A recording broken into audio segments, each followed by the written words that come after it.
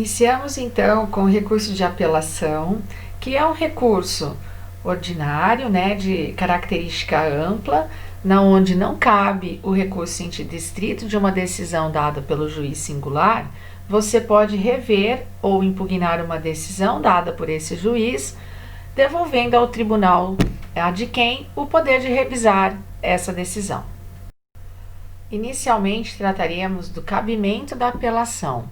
Esse cabimento encontra-se no artigo 593, incisos 1, 2, 3 do CPP, tá? Que diz o seguinte: vamos para a primeira decisão. Das sentenças definitivas de condenação ou absolvição proferidas por juiz singular. Então, aqui coloquei para vocês que das sentenças condenatórias ou absolutórias dadas pelo juiz singular, você não ficando satisfeito com a decisão, seja ela total ou parcial, você entra com o recurso de apelação. Já no segundo item, nós temos as decisões definitivas ou com forças de definitivas proferidas por juiz singular, nos casos não previstos no capítulo anterior. Então, eu coloquei para vocês, das decisões que são interlocutórias de um juiz singular, que não há previsão do rese, do artigo 581, aí você ataca com a apelação. E vou colocar um exemplo bastante importante, que é o caso da absolvição sumária. É importante destacar a absolvição sumária do artigo 397 do CPP, porque ela é uma decisão interlocutória mista terminativa, mas que em alguns momentos ela é atacada por apelação e em outros ela é atacada por recurso em sentido estrito. Então, analisando o artigo 397, a gente vê o seguinte aspecto: quando o juiz fundamenta a absolvição sumária no inciso 1º, que é a existência manifesta de causa de excludente de ilicitude de fato, como não há essa previsão no capítulo anterior, que no caso é o recurso em sentido estrito, então você ataca com apelação com base no inciso 2 do 593 do CPP. No inciso 2 do 397, se o juiz fundamentar a absolvição sumária na existência manifesta de causa de excludente de culpabilidade do agente, salvo inimputabilidade, você também ataca essa decisão, quando quiser recorrer, por meio de apelação, pois não há previsão de rese. O inciso 3º também, se o juiz fundamentar que o fato narrado evidentemente não constitui crime, você ataca, então, também com apelação, uma vez que não há previsão de recurso em sentido estrito para essa decisão.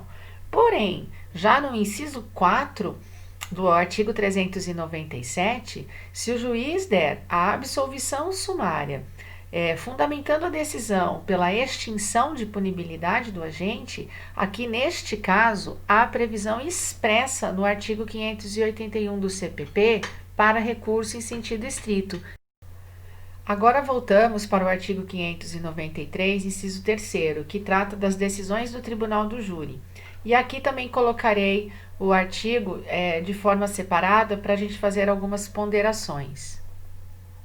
Das decisões, então, que nós temos referentes ao Tribunal do Júri, na linha A nós temos quando ocorrer nulidade posterior à pronúncia. O que significa isso? Já precluiu a pronúncia, ou seja, não houve recurso em sentido estrito da decisão de pronúncia, que é o recurso cabível, ou se houve, ele já foi julgado. Passamos para a segunda fase do Tribunal do Júri e qualquer nulidade posterior a isso, você recorre por meio da apelação. Exemplos: juntado de documento fora do prazo, durante a sessão do plenário, se tiver participação de jurado impedido, se houver defeito na formulação dos quesitos, você pode entrar com recurso de apelação. Se ele for provido, o julgamento vai ser anulado e o processo volta na fase onde se verificou esses vícios. Muito bem. A linha B. Se a sentença do juiz presidente for contrária à lei expressa ou a decisão dos jurados. Neste caso, se houver entre o veredito dos jurados e a decisão dada pelo presidente, juiz-presidente, se não houver harmonia, você entra então com a apelação. Exemplos: os jurados absolvem, o juiz-presidente condena, ou os jurados condenam por um crime qualificado e o juiz na decisão coloca que a infração foi de forma simples, enfim. Nestes casos, se for provido a tua apelação, o tribunal ele só corrige, ele retifica a sentença dada pelo juiz presidente. Na linha C, diz o seguinte: quando houver erro ou injustiça ao tocante da aplicação da pena ou da medida de segurança.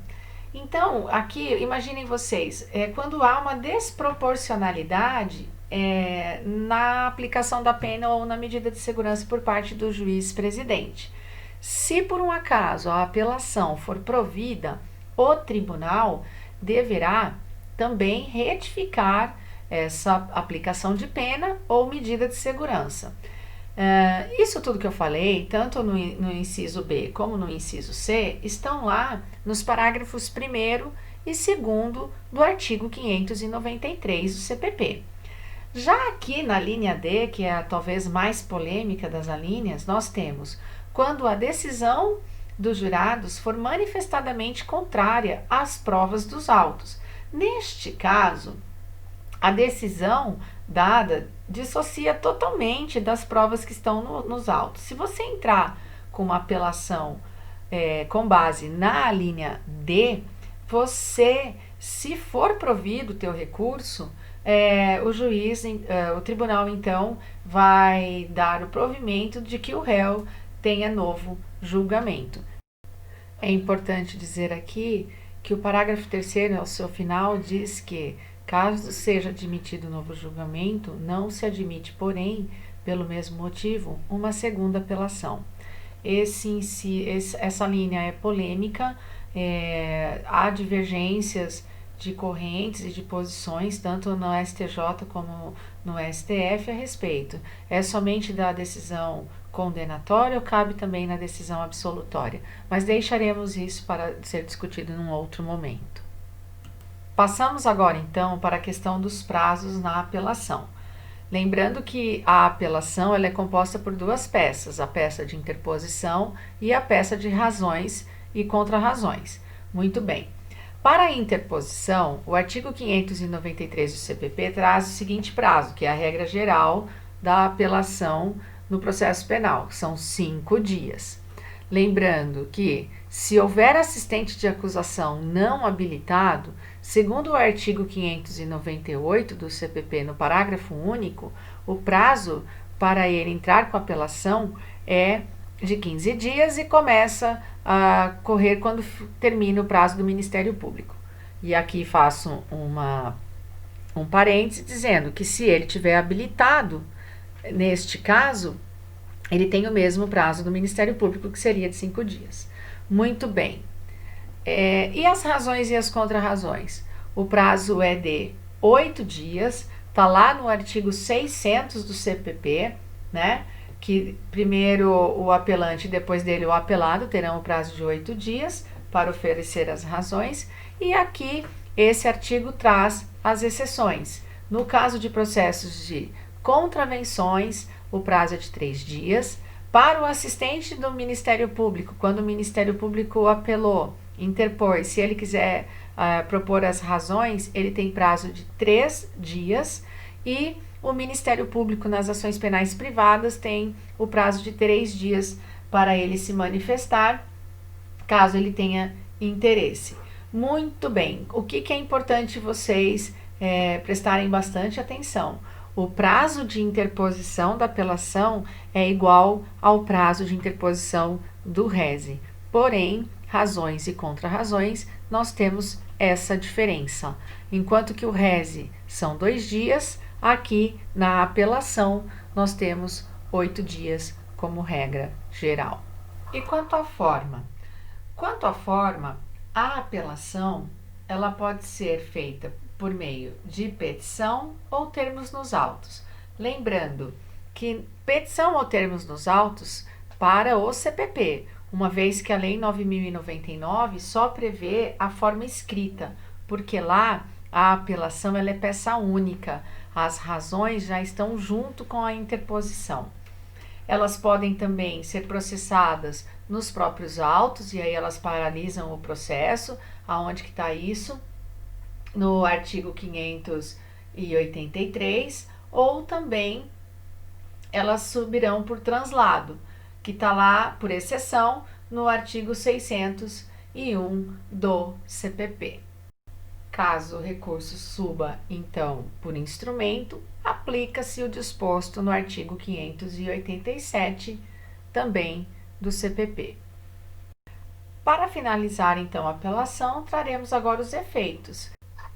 Efeito devolutivo, como todos os recursos têm, a apelação também possui, porque você devolve a matéria para revisão. Para termos efeito suspensivo, a lei tem que dizer, então tem que olhar o caso em concreto. E o efeito extensivo, que é aquele do artigo 580. E assim encerramos o nosso mapa de apelação. Passemos agora ao gráfico do processamento do recurso de apelação.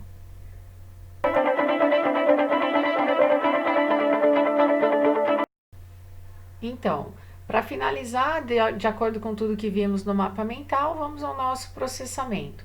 O pedido é feito para o juiz em segundo grau, ele pode receber, você pode pedir também que as razões sejam interpostas em segunda instância, ou ele pode não receber. Caso ele não receba, o recurso cabível seria o rese, conforme artigo 581, inciso 15. Uma vez recebido e remetido ao tribunal, as partes são intimadas para as razões e posteriormente contra as razões, no prazo de 8 dias, e será determinada a remessa ao tribunal.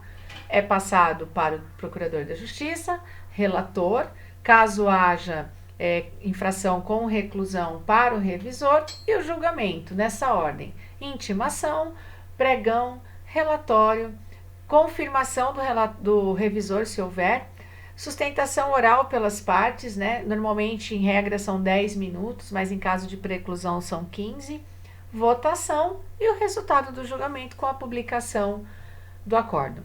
Espero que vocês tenham bons estudos e até o próximo mapa.